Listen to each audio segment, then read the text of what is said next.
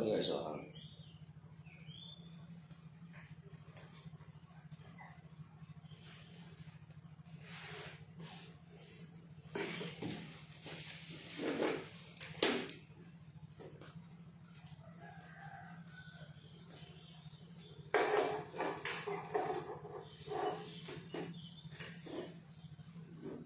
Kayaknya gelap ya.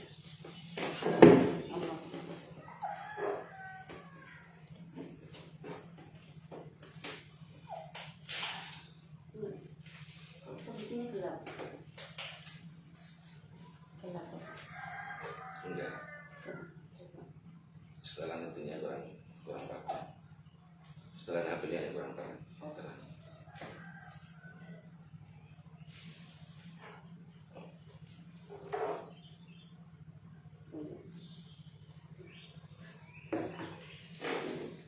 Dalam sini pakai.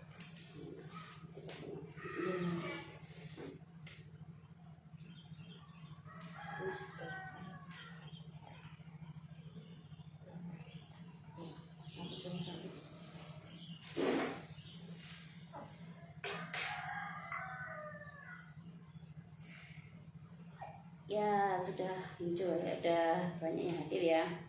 Baik, bismillahirrahmanirrahim. Assalamualaikum warahmatullahi wabarakatuh. Suara saya terdengar teman-teman semuanya?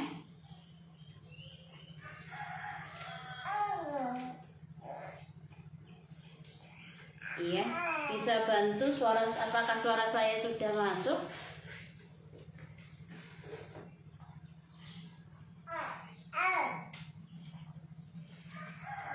Ini yang mengapa delay itu ya.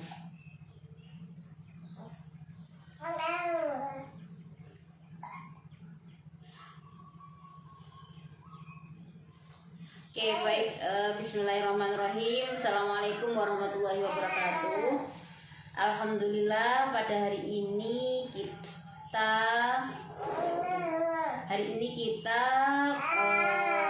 ngaji wetonan hari yang kedua ya, Nasoihul Ibad, kumpulan nasihat bagi para hamba oleh Gus Zain. Kebetulan hari ini juga kita sudah standby bersama. Karena itu tanpa mengulur waktu lagi, pengajian oleh beliau akan dimulai. Pada beliau dipersilahkan. Ya, anaknya ikutan. Assalamualaikum warahmatullahi wabarakatuh. Seperti biasanya, sebelum kita mulai, sebagaimana tradisi yang sudah kita laksanakan di pesantren, sebelum kita mengaji, kita akan hadiah Fatihah dulu pada Rasulullah, para sahabat, dan juga para guru-guru kita. Ila hadratin Nabi Mustafa Muhammadin sallallahu alaihi wasallam wa ala alihi wa ashabihi wa azwajihi wa dhurriyyatihi wa ashabihi wa ahli baitihi ajma'in wa ila hadrati jami' masyayikhina wa masyayikhina wa masyayikhihim wa ila hadrati jami' asatidina wa asatidina wa asatidihim wa khususan muallifi hadzal kitab Syekh Muhammad Nawawi Al-Jawi Al-Bandani wa ila hadrati Syekh Ibn Hajar Al-Asqalani wafa'ana bihi wa bi'ulumihim wa bi'usralihim fi dharain amin amin ya rabbal alamin. Lahumul Fatiha. A'udzu billahi minasy syaithanir rajim. Bismillahirrahmanirrahim. Alhamdulillahi rabbil alamin arrahmanir rahim maliki yaumiddin. إياك نعبد وإياك نستعين اهدنا الصراط المستقيم صراط الذين أنعمت عليهم غير المغضوب عليهم ولا الضالين آمين. أعوذ بالله من الشيطان الرجيم. بسم الله الرحمن الرحيم. الحمد لله رب العالمين والصلاة والسلام على أشرف الأنبياء والمرسلين سيدنا ومولانا محمد وعلى آله وأصحابه أجمعين. أما بعد. قال المصنف رحمه الله تعالى ونفعنا به وبعلومه وبأسراره في الدارين آمين آمين يا رب العالمين. Wal maqalatu tsaniyatu. Wal maqalatu utawi maqalah atsaniyatu kang nomor loro. Ini kalau dimaknai ala pesantren seperti itu ya. Makalah yang nomor 2, iku qala dawuh sapa Nabiyu Nabi Muhammad sallallahu alaihi wasallam. Alaikum bimujalasatil ulama'i. Alaikum netepono sira kabeh, hendaknya kalian selalu bimujalasatil ulama'i, dengan duduk-duduk bersamaan dengan para ulama. Ayil amilina, maksudnya adalah ulama-ulama yang mengamalkan ilmunya. Wastimai kalamil hukama'i, dan mendengarkan dawuh-dawuh atau ucapan-ucapan ulama-ulama ahli hikmah. Ayil alimina, maksudnya adalah ulama-ulama yang memahami, ulama-ulama yang ma'rifat bidzatillahi ta'ala, dengan zatnya Allah ta'ala. Al-musibina, yang benar fi aqwalihim, di dalam ucapan-ucapannya, wa af'alihim, dan di dalam pekerjaan-pekerjaannya. Fa innallaha ta'ala, karena sesungguhnya Allah ta'ala itu yuhyi, menghidupkan, ya Allah, al-qalba, terhadap hati, al-mayyita, yang mati, binuril hikmati, dengan cahaya hikmah. Apa cahaya hikmah? Ayil ilmi, maksudnya adalah ilmu an-nafi, yang bermanfaat. Kama yuhyi, sebagaimana Allah menghidupkan al-ardo, terhadap bumi, al-mayyitata, yang mati, bima ilmatori, dengan air hujan. Jadi ini adalah perintah dari Rasulullah Muhammad SAW, bahwasanya kita sebagai umat Islam ini hendaknya sering atau bahkan mungkin selalu mujalasah itu bergaul erat. Yang pertama dengan para ulama, ya, ulama yang bagaimana? Ulama yang al-amilina, yaitu ulama yang mengamalkan ilmunya. Ini penting bagi kita. Kenapa? Karena di saat situasi semakin modern, di saat mungkin budaya-budaya permisif ini semakin menggejala, hendaknya kita perlu sering bergaul, sering berdiskusi, sering mendengarkan dawuh-dawuhnya para ulama. Di sini ada pembedaan mujalasatil ulama wastima'il kalamil hukama, dan mendengarkan dawuh-dawuhnya hukama. Ada al-ulama, ada al-hukama. Apa perbedaan dari keduanya? Nanti di belakang ada. Ya.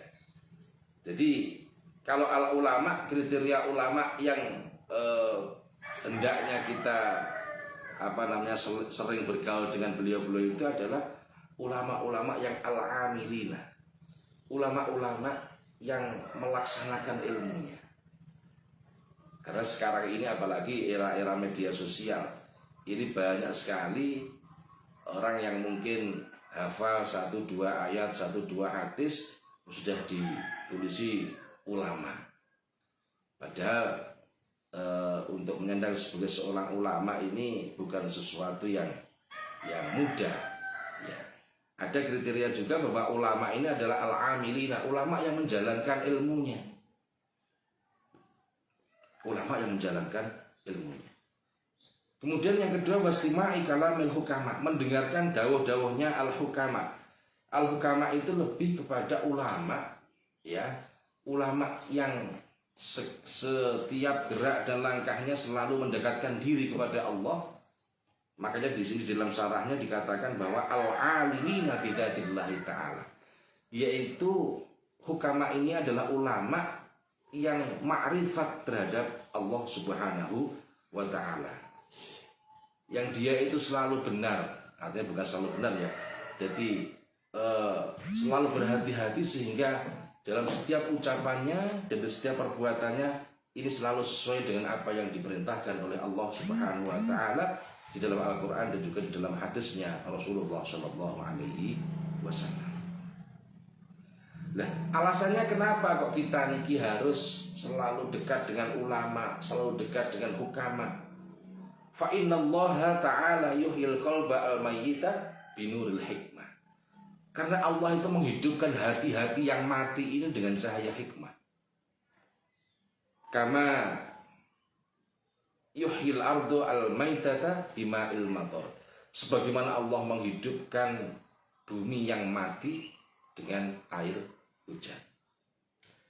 Jadi hati kita ini karena kita niki orang awam ya, ini rawan sekali untuk mati. Ya, banyak sekali perkara-perkara yang bisa menyebabkan hati yang mati. Di antaranya adalah ketika hati itu dipenuhi dengan dosa. Ya, dipenuhi dengan dosa, maka hati ini akan menjadi keras dan akhirnya mati. Dalam hadis yang lain, ya sebenarnya dalam kitab ini juga itu dikatakan bahwa ketika seorang hamba itu melaksanakan satu perbuatan dosa, maka dalam hatinya itu ada satu titik noda hitam.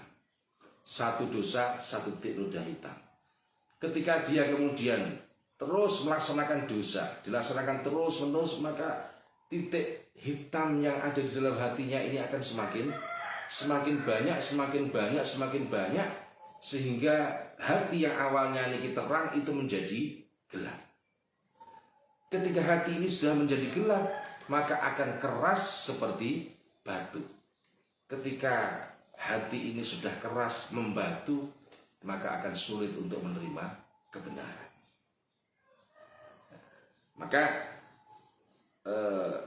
kalau melihat seperti itu, maka hendaknya kita niki manusia biasa. Sebagai manusia biasa tentunya tidak luput dari yang namanya salah dan dosa. Karena kita sadar bahwa diri kita itu penuh dengan salah dan dosa, maka hendaknya setiap hari kita beristighfar kepada Allah, kita minta ampunan kepada Allah. Di samping itu juga kita sering mujalasah, sering sowan kepada para ulama, sowan kepada para kiai. Karena apa? Karena sebagaimana hadisnya Rasulullah ini, Allah itu menghidupkan hati yang mati itu dengan cahaya hikmah. Lah, cahaya hikmah itu diantaranya adalah datang dari dawuh-dawuhnya para ulama, dawuh-dawuhnya atau mau'idhah, nasihat-nasihat dari para hukama. Lah, gambaran dari Allah menghidupkan hati yang mati itu sebagaimana Allah itu menghidupkan bumi yang gersang dengan air hujan. Kita mungkin melihat ya, ketika kemarau itu panjang, panasnya luar biasa, maka di bumi ini menjadi gersang. Bahkan semua tumbuh-tumbuhan mati, bahkan rumput-rumputan saja mengering dan akhirnya mati. Tapi begitu turun hujan yang pertama, Allah menurunkan hujan yang pertama di bumi ini, maka beberapa hari kemudian, maka bumi yang tadinya gersang ini akan mulai ditumbuhi rerumputan yang hijau, tumbuh-tumbuhan yang hijau. Maka begitulah gambaran Allah menghidupkan hati-hati yang mati dengan cahaya hikmah, binuril hikmah. Terus wa fi riwayat Tabarani, dan di dalam riwayatnya Imam At-Tabrani an Abi Hanifah, dari Abi Hanifah radhiyallahu taala anhu, disebutkan seperti ini, jalisul kubara'a, hendaknya kalian semua, jalisu, duduklah kalian, bergaullah kalian al-kubara'a, terhadap kubara, was'alu, dan bertanyalah kalian al-ulama'a, kepada para ulama, wa khalitu, dan bergaul eratlah kalian al-hukama'a, dengan para hukama.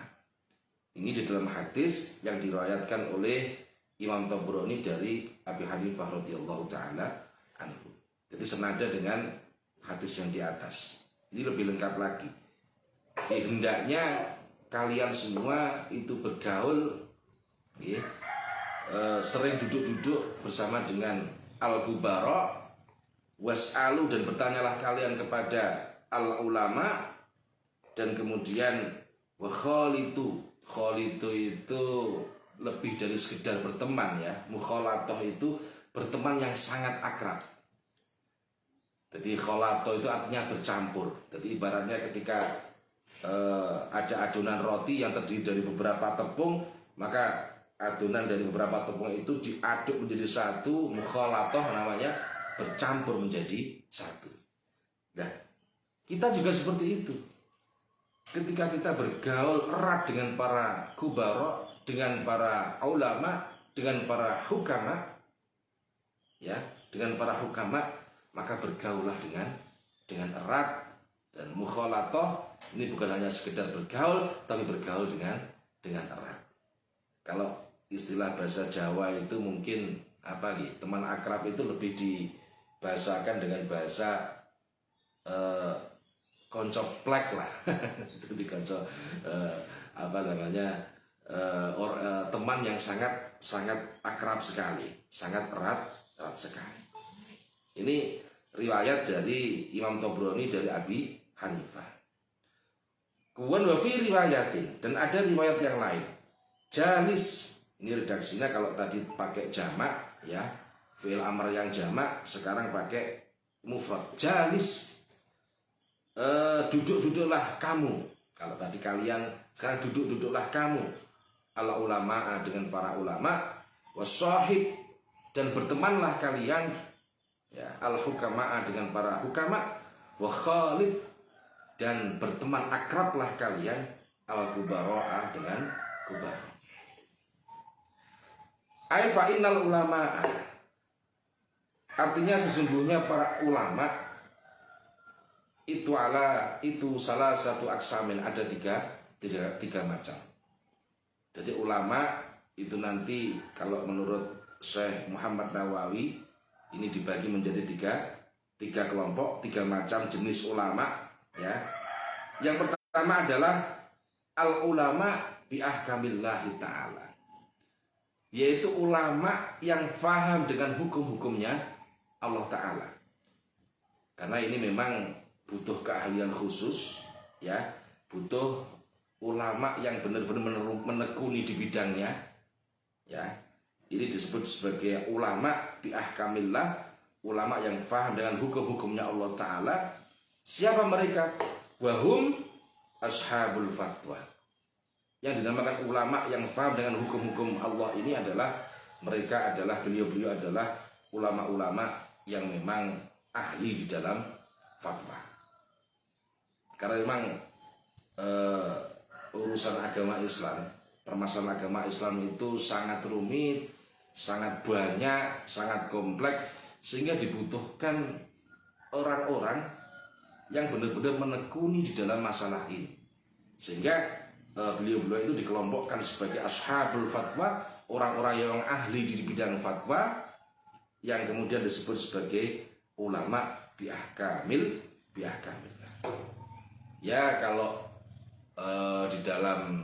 di Indonesia ini kita mengenal misalnya ulama-ulama yang memang ahli di dalam bahsul masail.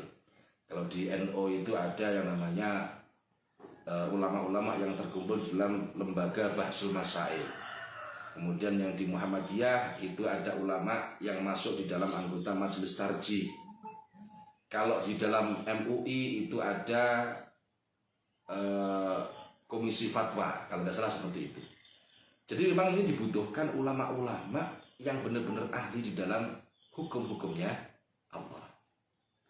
Nah, tadi dikatakan kalau kita ada permasalahan tentang apa saja, dengan permasalahan-permasalahan yang sangat jelimet, yang sangat pelik, apalagi konteks sekarang ini kan sangat berkembang sekali. Hukum jual beli, hukum muasyarah kita dengan sesama manusia, ya, yang paling rumit itu ya hukum jual beli. Ini kan hukum apa namanya, muamalah bisnis, ya, ini kan semakin berkembang. Kalau dulu mungkin masih offline, sekarang ada permasalahan online. Nah, itu dibutuhkan keahlian-keahlian khusus. Nah, ini adalah tempat bertanyanya adalah al-ulama bi ahkamillahi ta'ala, Itu ulama-ulama yang menekuni khusus di bidang hukum-hukumnya Allah Ta'ala. Mereka adalah ashabul fatwa, yaitu orang-orang yang ahli. Ya. Sinyalnya. Nanti terjeda, tadi agak terjeda ya. Kita lanjutkan. Ya, kita lanjutkan. Terus yang kedua adalah wal ulama ubidatillahi faqat. Ulama yang memang mengkhususkan dirinya ini khusus mendekatkan diri kepada Allah. Jadi dia paham, tapi tidak mahir di dalam urusan hukum-hukum Allah, ya, hukum-hukum yang bersifat fikhiyah. Beliau tidak mahir, tapi beliau selalu mendekatkan diri kepada Allah dengan wiritan, dengan zikir, ya. Dan beliau lebih kepada mengolah hati, mendekatkan hatinya dengan Allah. Nah, ulama yang seperti ini dinamakan hukama. Jadi sudah jelas ya, apa perbedaan ulama, apa perbedaan hukama. Jadi ulama ini adalah lebih kepada ulama-ulama yang menekunkan dirinya di dalam masalah hukum-hukum Allah. Beliau adalah ahli fatwa. Kalau yang hukama ini adalah ulama tapi yang mengkhususkan dirinya, niki mendekatkan dirinya kepada Allah, sehingga beliau menjadi orang yang ma'rifat billah, orang yang kenal, orang yang ma'rifat dengan Allah Ta'ala. Dan ini disebut sebagai hukama. Kemudian ada satu lagi yaitu al-kubaro. Siapa al-kubaro? Al-kubaro ini adalah ulama yang menekuni kedua-duanya. Makanya kalau dari sisi bahasa al-kubaro itu adalah para pembesar. Ada pembesar-pembesarnya ulama. Beliau juga ahli di dalam ahkam, ahli di dalam fikih. Beliau juga seorang fuqaha, tapi beliau juga seorang yang ma'rifat billah. Nah, ini yang jarang. Walaupun jarang tapi pasti masih ada. Ya, ini. Jadi sekali lagi bahwa ulama menurut Syekh Muhammad Nawawi ini dibagi menjadi 3. Yang pertama adalah al-ulama. Ulama ini adalah orang-orang yang paham dengan hukum-hukumnya Allah. Beliau adalah seorang fuqaha. Beliau adalah seorang yang ahli di dalam fatwa. Kemudian yang kedua adalah hukama adalah ulama-ulama yang memang mengkhususkan dirinya untuk selalu riyadhah, selalu zikir kepada Allah, sehingga beliau menjadi orang yang ma'rifat billah. Kemudian yang ketiga adalah al-kubara. Beliau adalah orang yang menggabungkan keduanya. Selain beliau seorang yang ahli fatwa, beliau juga orang yang ma'rifat billah. Terus fafi mudakhalatihim tahdhibun lil akhlak. Kita sowan kepada beliau-beliau itu, kita mendekatkan diri, kita bergaul dengan beliau-beliau itu tujuannya adalah tahdhibun lil akhlak. Kita logikanya saja, ketika kita sering bergaul dengan para ulama, pasti kalau yang namanya ulama itu kata-kata yang muncul dari mulut beliau pasti semuanya adalah kata-kata yang baik. Ada nasihat-nasihat, ada hikmah-hikmah, ada mau'idhah. Logikanya seperti itu. Lah, yang lebih daripada itu, ya, kenapa kok kemudian ketika kita bergaul dengan beliau-beliau itu ada tahdhibun lil akhlak, ada pembersihan akhlak, li'annahum asraqat qulubuhum bima'rifatillah. Dikarenakan dari hati beliau-beliau yang dekat dengan Allah itu terpancar asraqat, ya, asraqat qulubuhum bima'rifatillah. Hatinya ini terpancar karena beliau adalah orang yang dekat dengan Allah, orang yang ma'rifat dengan Allah. Wa asraqat asraruhum bi anwari jalalillah, dan terpancar dari siri-siri dari ruh-ruh beliau itu dengan cahaya-cahaya keagungan Allah. makanya tradisi kita, nyun sewu ya, saya mengatakan ya monggo nanti kalau memang ada yang menirukan monggo. Jelas kalau tradisi kita yang di pesantren itu merupakan sesuatu yang hampir dikatakan wajib ya. Kita sering sowan, kita sering silaturahim kepada para ulama, kita harus sering silaturahim kepada para kiai, ya, para habaib, para alim. Kenapa? Karena alasannya seperti yang saya katakan tadi. Bahwa kita dekat dengan para ulama, kita sering bergaul dengan para ulama, maka disitulah ada tahdzibun lil akhlak, ada pembersihan akhlak. Gitu.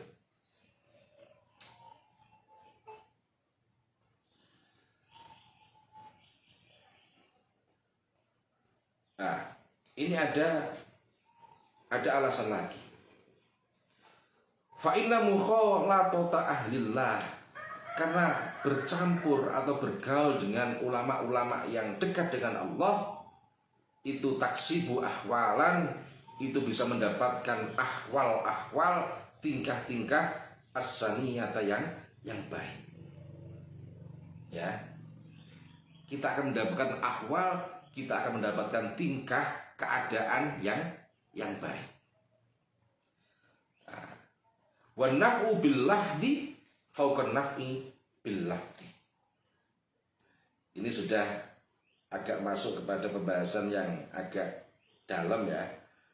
Bahwa kemanfaatan yang didapatkan dari al-lahdi, ah-lahdi itu adalah kalau dalam bahasa Jawa pengeliriknya hati dari akibat tatapan dari para ulama yang dekat dengan Allah itu lebih besar daripada kemanfaatan yang kita peroleh dari al-lafdu, dari ucapan. Yun sewu, makanya mungkin di antara panjenengan sedaya ini ada yang pernah punya pengalaman. Kalau saya sering ya punya pengalaman. Ketika kita sowan dengan seorang ulama yang dekat dengan Allah, itu baru saja kita dekat, baru kita sowan saja sudah ada perasaan adem, ada perasaan tenang, ada perasaan seakan-akan kita ini untuk beribadah itu menjadi semangat dan lain sebagainya. Itu belum didawi, belum dinasihati, masih kita dekat saja. Karena memang wa naf'u bil lahdi fauqa naf'i bil lahdi. Kemanfaatan yang diperoleh dari pancaran hati seorang ulama itu akan lebih besar dari kemanfaatan yang diperoleh daripada yang dinasihatkan dengan yonsau, dengan lisan. Tapi ini memang tingkatan-tingkatan ulama yang sudah ma'rifat billah, dan ini subjektivitas dari kita semua. Mungkin panjenengan sedaya punya ya dalam tanda kutip guru spiritual lah. Ini memang ada. Jadi guru spiritual di dalam bidang agama. Ini biasanya kalau kita dekat saja ini sudah merasakan ada pancaran. Pancaran itu adalah pancaran nurillah. Pancaran karena beliau seorang yang dekat dengan Allah, ya. Nah, kedekatan beliau dengan Allah itu memancar kepada kita. Kadang hanya dekat dengan para ulama saja, orang yang awalnya itu seorang yang ahli maksiat, ya, itu karena sering dekat saja, tidak dinasihati apa-apa, itu bisa berubah. Dan itu banyak sekali cerita-cerita dari ulama-ulama kita yang dahulu.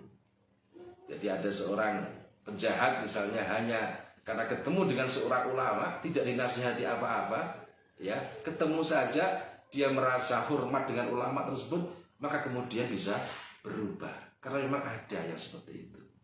Karena sekedar mukhalatoh, sekedar bergaul saja bisa tahdzibun lil akhlak. Nah. Terus ada sebuah cerita di sini. Wakana As-Suhrawardi adalah Imam Suhrawardi. Yatufu fi ba'di Masjidil Khaif. Beliau, ya kita kenal Imam As-Suhrawardi ini adalah seorang ulama sufi ya, seorang ulama sufi yang sangat terkenal. Pada suatu hari beliau ini melakukan tingkah yang agak aneh. Tingkah yang agak aneh. Suatu hari beliau keliling di Masjid Khaif. Masjid Khaif itu di Mina ya. Masjid Khaif. Setiap ada orang yang lewat dia temui, kemudian dia musafahah, dia dia salaman ya, berharap dia dilihat oleh semua orang tersebut. Setiap ada orang ketemu orang, dia datang kemudian salam. Setiap ketemu orang ya, ini beliau temui dan kemudian beliau musafahah itu bersalaman ya. Terus kemudian berharap untuk dilihat dari orang tersebut. Akhirnya ditanya kepada Imam Suhrawardi ini. Ya, faqila lahu fihi. Kemudian ditanya tentang, loh, Imam Suhrawardi, kenapa kok engkau melakukan itu? Ya. Apa jawab beliau? Faqala inna lillahi ubadan idza nadhuru ila syakhsin aksibuhu sa'adatan wa ana atlubu dzalika. Belum jawab, sesungguhnya Allah itu punya ya, sesungguhnya Allah itu mempunyai hamba-hamba. Innalillahi ubadan, sesungguhnya Allah mempunyai hamba-hamba yang ketika hamba ini melihat terhadap seseorang, maka orang yang dilihat tadi itu akan mendapatkan keberuntungan. Ya, aksibuhu ya sa'adatan. Fa'ana atlubu dzalika. Lah saya sedang mencari itu. Saya sedang mencari itu. Itu perkataan dari Imam Suhrawardi ketika ditanya, kenapa kok engkau melaksanakan tingkah yang agak aneh? Setiap ada orang engkau datangi, kemudian engkau salami. Makanya sering kita mendengar nasihat dari guru-guru kita. Jangan sampai kita itu meremehkan kepada siapa saja. Jangan sampai kita itu meremehkan kepada siapa saja. Walaupun kepada orang yang kelihatannya gembel. Loh iya, benar itu. Walaupun kepada siapa saja yang kelihatan mungkin di hadapan kita, mereka itu adalah orang yang sangat rendah, mungkin gembel, mungkin pengemis. Kenapa kok seperti itu? Kenapa kita tidak boleh menghina? Jangan-jangan mereka itu adalah seorang yang termasuk ini tadi. Jadi termasuk ubadan idza nadhuru ila syakhsin aksibuhu sa'adatan. Jangan-jangan beliau itu termasuk orang yang dekat dengan Allah, yang ketika melihat terhadap seseorang ini akan memberikan sebuah sa'adah, sebuah keberuntungan. Makanya ini termasuk tradisi kita. Jadi kita tidak boleh meremehkan kepada siapa saja, walaupun orang tersebut itu kelihatannya sebagai orang yang hina di hadapan kita. Dan saya yakin kalau orang yang pernah masuk di tradisi pesantren itu sangat-sangat tidak asing dengan model-model yang seperti itu. Yeah. Terus kita lanjutkan lagi. Gak apa-apa, lebih sedikit ya. Ini nanggung, ada sedikit lagi. Kalau Nabi Sallallahu Alaihi Wasallam, ada satu hadis, ini wasiat dari Kanjeng Nabi. Dahulunya saya di zamanun ala ummati yafirruna minal ulama'i wal fuqaha'i fayabtaliyahumullahu bidzalathi baliyatin. Ada prediksi dari Rasulullah.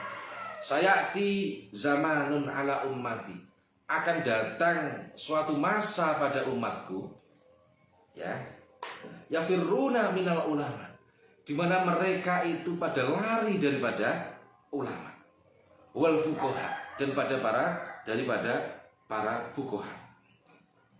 Kalau umatku sudah seperti itu, mereka pada lari dari ulama, mereka pada lari dari para fuqaha, fayabtaliyahumullahu bisalasi baliyatin, maka Allah akan memberikan cobaan kepada umat tersebut dengan 3 macam cobaan. Apa itu? Ulaha yarfa'ullahul barakata min kasbihi. Yang pertama adalah Allah akan mengangkat keberkahan dari usahanya. Naudzubillahi min dzalik. Kalau sampai sudah datang zaman ini, para umat ini sudah pada lari dari para ulama, pada lari daripada fuqaha, nggak tahu yang diidolakan siapa ini. Kalau sudah tidak mengidolakan para ulama, sudah tidak mengidolakan para fuqaha, siapa yang diidolakan? Nggak tahu, mungkin ya orang-orang yang nggak jelas bisa menjadi idola. Maka Allah akan menurunkan tiga fitnah, 3 baliyat, 3 cobaan. Yang pertama adalah Allah akan mengangkat keberkahan dari usahanya. Yarfa'ullah al-barakata min kasbihi. Allah akan mengangkat keberkahan dari usahanya. Kemudian wathaniyatu yusallitullahu ta'ala alaihim sultanan dzaliman. Yang kedua, Allah akan menurunkan kepada umat itu seorang sultan, seorang pemimpin yang zalim. Allah akan memberi di tengah-tengah umat itu seorang pemimpin, seorang sultan yang zalim. Itu cobaan yang kedua. Kemudian cobaan yang ketiga, fitnah yang ketiga, dan ini yang paling fatal. Wasalitsatu yukhrijuna minad dunya bighairi iman. Yakhrujuna, ya. Bahasanya yakhrujuna minad dunya bighairi iman. Maka umat ini akan keluar dari dunia, maksudnya adalah mati dalam keadaan tidak membawa iman. Naudzubillahi min dzalik.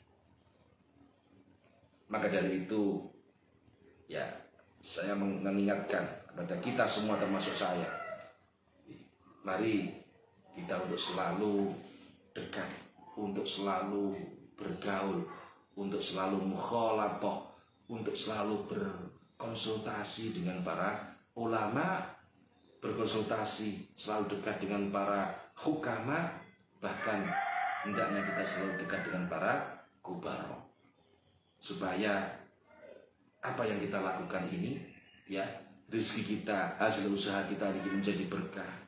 Kemudian kita dikasih pemimpin yang tidak zalim. Kemudian yang 3, jangan sampai naudzubillah min dzalik kita mati, kita yakhrujuna minad dunya, artinya mati dalam keadaan tidak membawa iman. Mungkin itu saja kajian yang kita laksanakan pada pagi hari ini. Untuk selanjutnya saya kembalikan kepada moderator.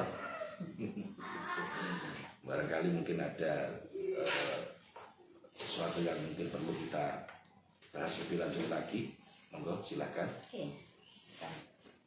Mungkin ada pertanyaan ya, nanti HP-nya saya. Ya Allah.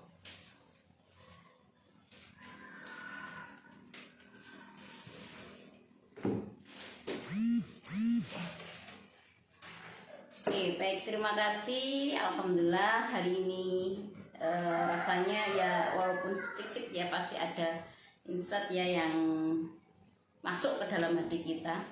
Ini tadi saya sempat baca komen teman-teman bahwa kita baru saja duduk dengan ulama saja kayak seakan-akan sudah ada tali, ibaratnya beliau tuh langsung tahu apa dengan kondisi keadaan kita ini. Nah, ini loh yang memang seringkali saya alami. Nah, teman-teman ternyata juga mengalami hal seperti itu.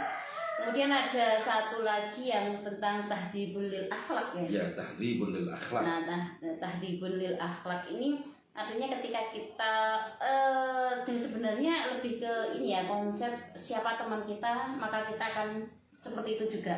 Yeah. Nah, ketika kita dekat dengan ulama, maka ya secara nggak mau ya akhlak kita juga menjadi ikut baik juga. Nah, seperti halnya kalau kita masukkan pada sekarang ini kita punya komunitas yang bagus dengan teman-teman yang senang dengan tidak hanya bicara tentang dunia, tidak hanya tentang bisnis, dan itu akhirnya kayak menular. Oh iya, teman-teman saya mungkin yang awalnya berat ngaji, ngapain sih ngaji kayak gitu, mending buat tidur ataupun yang lainnya. Ternyata ada fasilitas yang seperti ini, kayaknya mau nggak mau mungkin ada sedikit penasaran dan akhirnya semoga menjadi ketagihan. Jadi sekali lagi tahdhibul akhlak, ternyata dekat dengan siapapun orang yang baik akan membuat perbaikan pada akhlak kita. Nah itu. Kemudian yang tadi satu lagi ya, yang tentang apa ini? Mengidolakan ketika kita tidak mengidolakan orang ulama. Ya. Nah, itu yang pertama ini yang paling mengusik saya ini gini, tentang bahwa Allah akan mengangkat keberkahan dari usahanya. Nauzubillah min dzalik ya. Jangan sampai terjadi ya, jangan sampai Allah itu akan mengangkat keberkahan kita dari usaha kita gitu. Ya buat apa sih kita nyari banyak, nyari ibaratnya kuantitas, ternyata kok nggak berkualitas. Dalam hal ini kita bicara tentang keberkahannya. Naudzubillah min dzalik. Oleh karena itu ya sebaiknya kita mengidolakan siapa harus diperhatikan, benar-benar diperhatikan, maksudnya seperti itu. Ya betul kata Mbak Hela, kita adalah lingkungan atau komunitas. Siapa lingkungan atau komunitas kita, itulah kita kayak gitu. Oke, terus yang kedua tadi agak terlepas saya. Yang apa? Yang ketika kita tidak mengidolakan ulama. Ketika lari dari ulama, maka yang kedua adalah kita diberi oleh Allah seorang pemimpin yang zalim. Naudzubillah min dzalik. Naudzubillah min dzalik. Iya, berarti kalau kita ke sini ke bahwa jangan sampai deh. Mungkin kalau dibicara di sini kita tentang keseharian kita, leader kita ya, siapa leader kita, jangan sampai lah. Tapi insya Allah tidak ada ya leader-leader kita yang zalim. Kemudian yang ketiga. Yang ketiga adalah yang paling fatal, kita yakhrujuna minad dunya, maksudnya adalah keluar dari dunia ini, maksudnya adalah mati bighairi iman, dengan tanpa membawa iman. Ini yang paling fatal, naudzubillah min dzalik. Yang naudzubillah min dzalik ya, mati dalam keadaan tidak beriman tuh hal yang paling ditakutkan oleh kita semuanya ya. Tapi paling tidak tapi kita nggak tahu ke depan itu kita mati dalam keadaan bagaimana. Terus tapi setidaknya usaha kita, ketika usaha kita baik, insya Allah ya Allah akan memberikan kematian dalam keadaan terbaik. Ya, insya Allah. Waktu yang baik. Husnul Khatimah. Amin. Dengan kita selalu berdoa, ya, wahtim lana bihusnil Khatimah. Ya Allah, akhiri kehidupan saya ini dengan husnul Khatimah. Baik, ini ada pertanyaan. Ini tadi, tapi teman-teman pasti punya insight lain ya. Ini tadi beberapa hal yang kayak ngena di saya tentang yang tadi saya sampaikan. Nah sekarang ada pertanyaan. Bapak mau tanya, tapi maaf di luar materi. Ada seseorang yang belum punya rumah, masih ikut orang tua, tapi sudah punya harta benda seperti mobil dan lain-lain. Apakah wajib menzakati harta benda yang dimilikinya itu? Terima kasih penjelasannya. Ya, terima kasih atas pertanyaannya. Bahwa seorang yang diwajibkan untuk zakat, dalam hal ini adalah zakat mal ya. Iya, zakat mal ini. Zakat mal. Kepemilikannya. Itu adalah ketika harta yang dia miliki itu sudah sampai kepada satu nisab. Ya, harta yang dia miliki ini sudah sampai kepada satu nisab. Jadi kalau dalam Imam Madhab Syafi'i itu hanya harta yang wajib dizakat itu adalah zakat pertanian, kemudian zakat perdagangan, kemudian zakat emas dan perak, ada bahan tambang, ada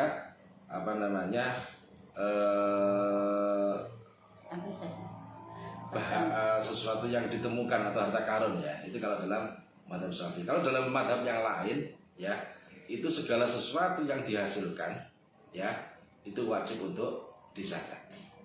Maka untuk hati-hatinya, setiap harta yang kita miliki supaya bersih, sebagai ikhtiyat kita, sebagai kehati-hatian kita, maka hendaknya kita keluarkan zakatnya 2,5%. Itu aja untuk hati-hati. Ya, betul. Karena kita nggak tahu ya. Iya.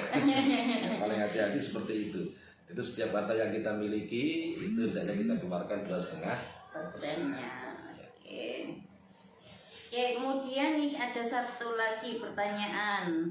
Bertanya Pak, ini dari Bu Pet, dosen, Bu dosen ya, Bu Retno. Ulama di zaman sekarang kan banyak ya, ada yang memang ulama dan memang ada yang mengaku-ngaku ulama, wallahu a'lam. Sekali lagi ini tidak menjustifikasi siapapun ya. Punya pendapat yang berbeda-beda pada suatu kasus, termasuk untuk hal-hal yang urgent. Nah, bagaimana caranya kita memilih ulama yang bisa dijadikan panutan dan diambil pendapatnya? Ya, terima kasih Mbak Retno.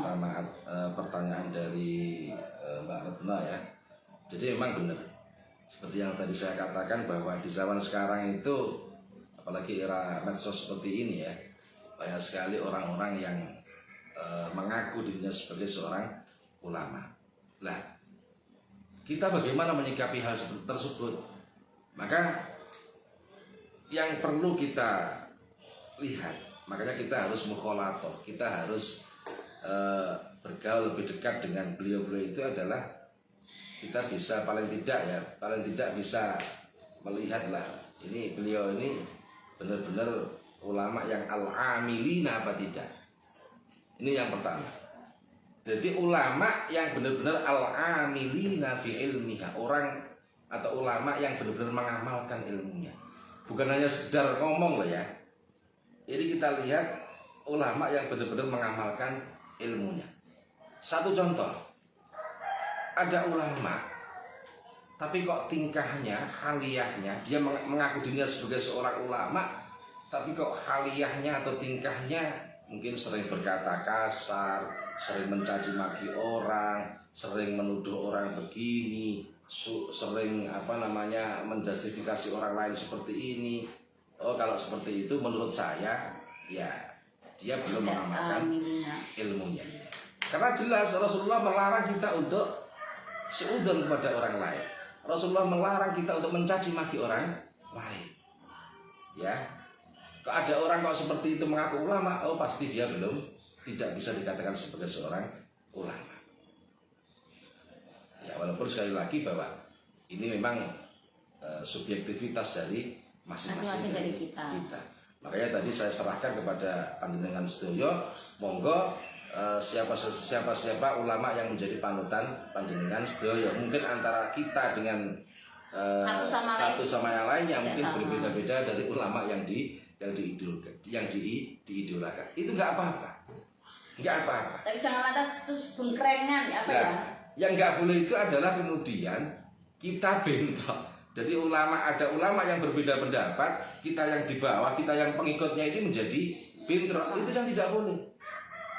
Ya, itu yang tidak boleh. Oke, saya sedikit menambahi ya. Jadi kita ini kan sebagai umat Islam yang ahlu sunnah wal jamaah.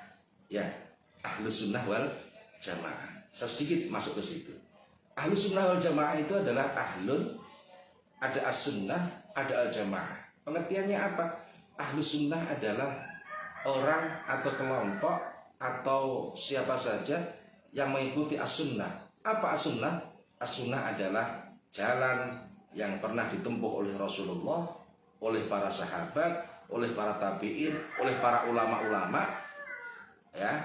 Kemudian wal jamaah, arti al jamaah di sini ada lawan kata dari al furqah. Al jamaah itu artinya kompak. Ya, al jamaah ini artinya kompak. Kompak itu apa artinya? Artinya tidak sering bertengkar, tidak sering menyalah-nyalahkan orang lain, tidak berseteru dengan orang lain.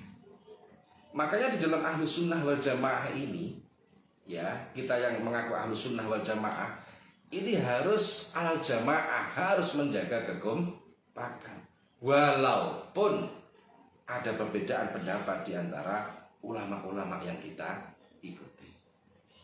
Karena ulama-ulama kita sudah mencontohkan dalam masalah fikhiyah saja. Kita mengenal ada 4 ulama besar yang kemudian mendirikan madhab besar. Yang pertama adalah madhabnya Imam Abu Hanifah, yang kemudian terkenal dengan madhab Hanafiyah.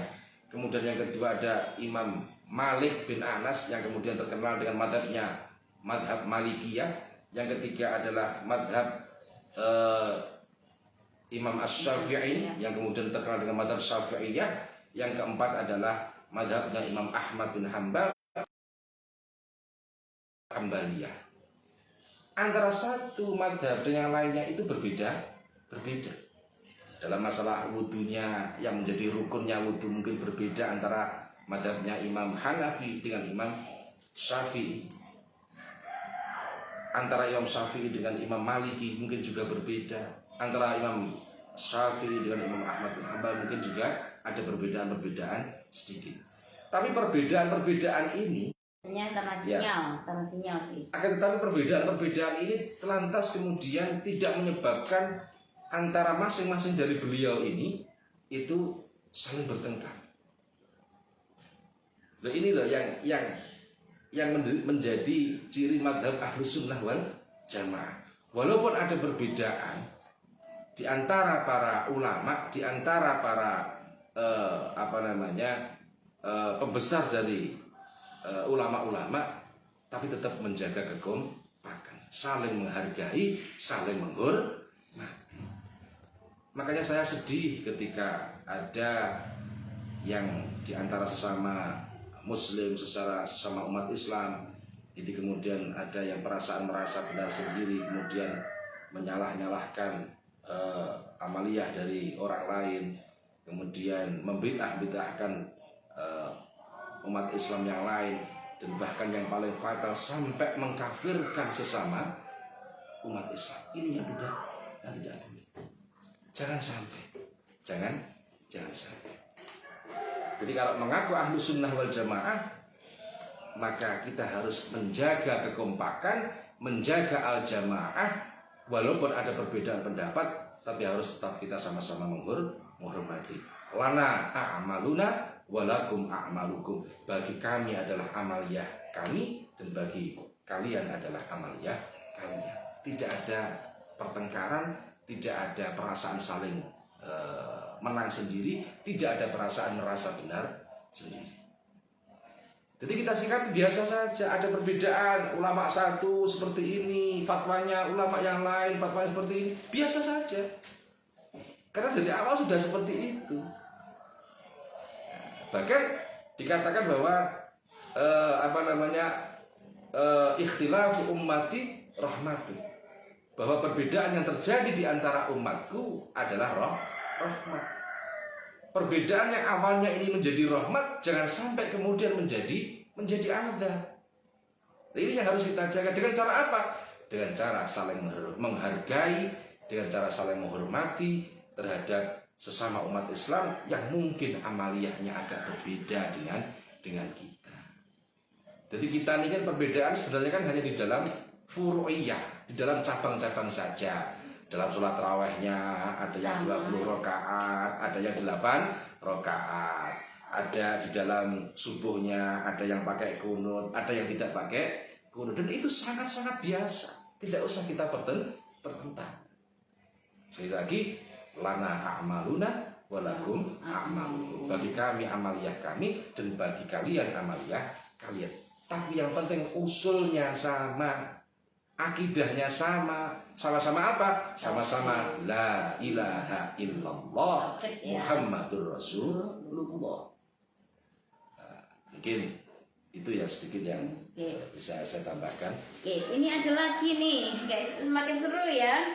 Tapi ini kalau ini pertanyaan dari Mbak Fantri saya bacakan dulu ya. Tapi insya Allah sama dengan yang sudah dijawab oleh beliau ya. Jadi ada orang yang berpendapat dari Mbak Fantri Lolina.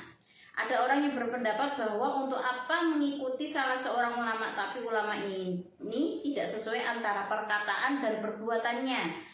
Nah, bagaimana kita menghadapi orang seperti ini, Pak? Terkadang saya bingung menjawabnya. Kayaknya sudah tercover tadi belum? Ya, sudah, saya kira sudah. Jadi makanya kan monggo ini subjektivitas dari masing-masing ya. Saya yakin panjenengan ini punya ulama panutan masing-masing. Ya. Dan kita tidak bisa memaksakan ya. Kita tidak memaksakan harus ikut ulama ini gitu. Enggak. Jadi silahkan panjenengan dengan panutan panjenengan. Yang penting yang perlu kita jaga adalah jangan sampai ketika ada perbedaan di antara ulama itu kita ikut ikutan. Ini yang tidak boleh. Oke.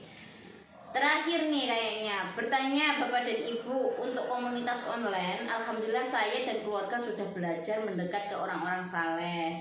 Nah, di saat kita melakukan kebaikan-kebaikan itu justru terusik sama tetangga yang berisik, bahkan mengganggu sekali waktu istirahat malam. Kira-kira bagaimana kita menyikapinya? Apa itu? Jadi berisiknya itu apa? Ya mungkin malam hari itu ya mungkin kayak bergadang, mungkin seperti itu ya kalau bayangan saya. Ya, kita memang ini yang harus kita apa namanya? Kita hidup di tengah-tengah masyarakat Ya. Itu memang kita harus sabar ya. Kita harus sabar. Karena ketika kita berada di tengah-tengah masyarakat itu pasti antara satu orang dengan yang lainnya itu punya aktivitas masing-masing. Ada mungkin biasanya anak-anak muda itu senang bergadang, mungkin kemudian ya, gitaran, Iya, betul. nyanyi keras, sehingga itu kadang juga mengganggu kepada masyarakat yang lainnya. Nah kalau itu ya hukum masyarakat saja yang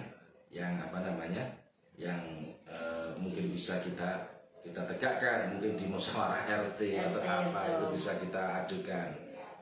Jadi sikap kita seperti itu. Jangan sampai kemudian kita yang marah-marah nih. Ya, kalau kita kemudian keluar rumah kemudian marah-marah, itu justru akan memancing masalah baru. Kita malah bertengkar, kita malah makanya inilah.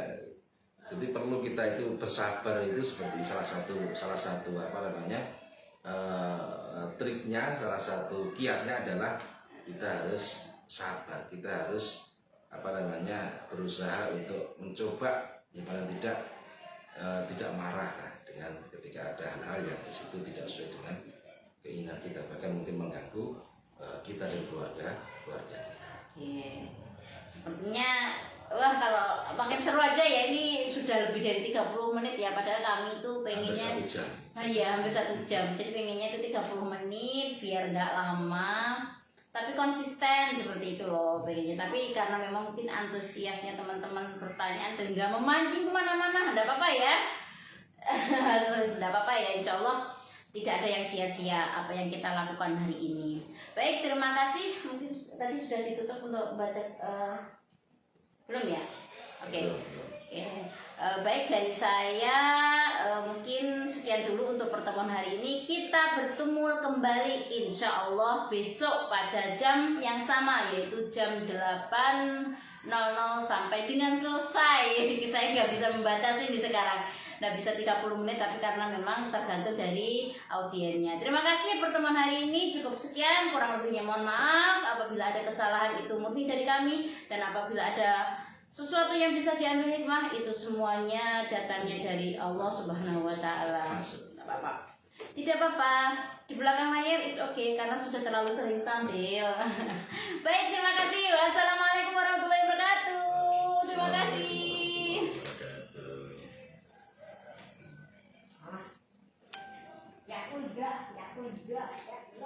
Terima kasih.